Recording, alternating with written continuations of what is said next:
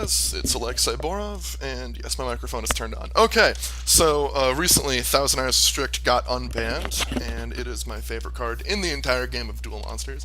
So what I decided to do was make a deck around it, and I previously had a deck profile on my uh, YouTube account, but it was in the traditional format, and it was kind of, I don't know, not really good, I guess you could say.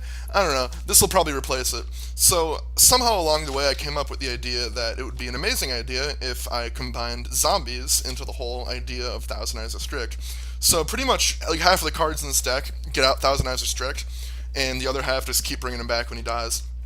So a quick deck list is Thousand Eyes Idol, two of them, three Lava Golems, because oh my god, you can never have too many Lava Golems, three Zombie Masters, three Mizukis, three Pyramid Turtles, two Tsukiyomis, the Dark Hex Sealed Fusion, two King of the Swamp, three Instant Fusions, a Regeki, three Polymerizations, a One Day of Peace, a Soul Charge, a Burial from a Different Dimension, three Zombie Worlds, a Bottomless Trap Hole, a three Oasis of Dragon Souls, and three Call of the Haunteds. In the extra deck, there's three Drago Necro.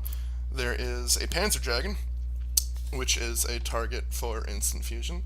Norden, Thousand Eyes of Strict, Crazy Box, uh, this guy, Black Ship of Corn, two 101s, two Castells, and a Cowboy. Now, what each individual card does, Thousand Eyes Idol, is, no, nothing. He's polymerization fodder. That's pretty much it. Three Lava Golems. The reason I run Lava Golems is pretty much no matter what card your opponent has on the field, no matter what monster it is, it can probably be killed with Lava Golem. Like, your opponent has a Cyber Dragon Infinity and a Quasar Dragon on the field, Lava Golem, doesn't even care. Alright, next we have Zombie Master. We all know what Zombie Master does. You could discard a card, target a level 4 lower zombie in either player's graveyard, and summon it. And assuming you have Zombie World on the field, that could include Thousand Eyes of Strict. Mizuki, you can banish it from your graveyard to summon a zombie. Thousand Eyes of Strict. Assuming you have the field spell. And Pyramid Turtle, just to get these two guys here out. The reason I have Tsukiyomi is it's essentially a Book of Moon on wheels. You summon it, you put a monster face down, and then at the end phase, Tsukiyomi goes back to your hand. And one of the cool things you could use Tsukiyomi with is if you have Thousand Eyes of Strict in the field, you could absorb a monster with him, or if you had already absorbed a monster with him, you could summon Tsukiyomi and put your Thousand Eyes of Strict face down. You could, which will get rid of the equipped monster. Then you could immediately flip it back up and just absorb another monster, and you could pretty much keep doing that. The Dark Hex Sealed Fusion, you can substitute this card for any one fusion material monster. The other one must be correct. By attributing, that's pretty much all I used for, but also its effect reads, by attributing fusion material monsters on the field, including this card, special summon a dark fusion monster from your deck.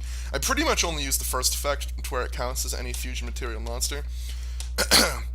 Next I have the two King of the Swamps, and what they do is, the same thing as this one. You could substitute it as any fusion material monster, but you can also discard it and add a polymerization from your deck to your hand, which is pretty handy. Instant Fusion, just summon a fusion monster from your extra deck. Regeki, yep. Polymerization, one day apiece, draw cards, soul charge, we all know what these cards do. This card, Oasis of Dragon Souls. For all intents and purposes, it's a Call of the Haunted. You play 6 Call of the Haunteds in this deck. That's pretty much it. Drago Necro, Nether Soul Dragon, he's pretty cool. Not a lot of people play him. I guess that's because not a lot of people play zombie decks. But what he does is, you fusion summon him with any two zombie monsters, so pretty much any monster in the deck once you have the field spell. And what he does is, if he attacks something, let's see here, okay, let me just read it, it'll probably be easier.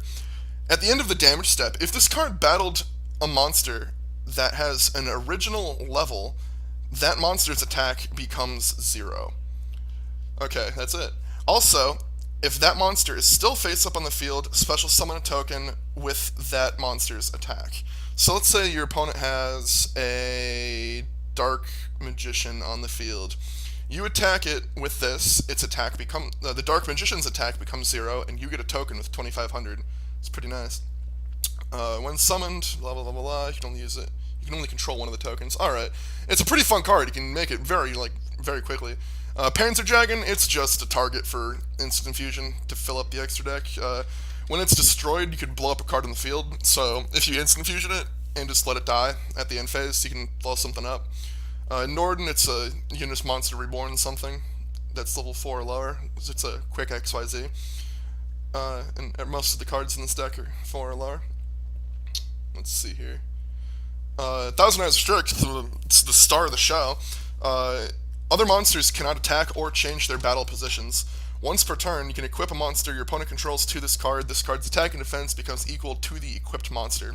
If this card would be destroyed by battle, the equipped monster is destroyed instead. So if your opponent has lots of monsters in the field, and you absorb one, but you still can't quite attack over all of the other monsters, one of the things you could do is crash this monster into a stronger one, and just the equipped monster would die, Thousand Eyes would still be on the field, and you could just absorb that monster, the problem monster. Crazy Box I put in because, I don't know, I just put him in every deck I have. He's pretty good. He has 3,000 attack, so he's a nice wall. Once per turn you can detach a material and roll a die, and if you get a 1, your life points are halved. If you get a 2, you draw a card. If you get a 3, your opponent discards a card. If you get a 4, you negate the effects of one face-up card on the field. If you negate this guy's effects, he can attack with 3,000, which is pretty nice. If you get a 5, you get to blow up a card on the field, but if you get a 6, you have to blow him up. It's pretty much a 50-50 chance that something good or bad's going to happen. It's kind of more of a fun card than a serious card. Popple Operative, what he does is detach a material, target a defense position monster, change it to face-up attack position, and it loses attack. It's just nice. Black Ship of Corn, if there's a monster with less attack than this card, you can detach one, target it, blow it up, your opponent takes 1,000 damage. It's pretty nice. 101, it absorbs special summon monsters. Castell, it bounces anything you want. And Cowboy for game. Alright, if you have any questions, let me know. See you guys around.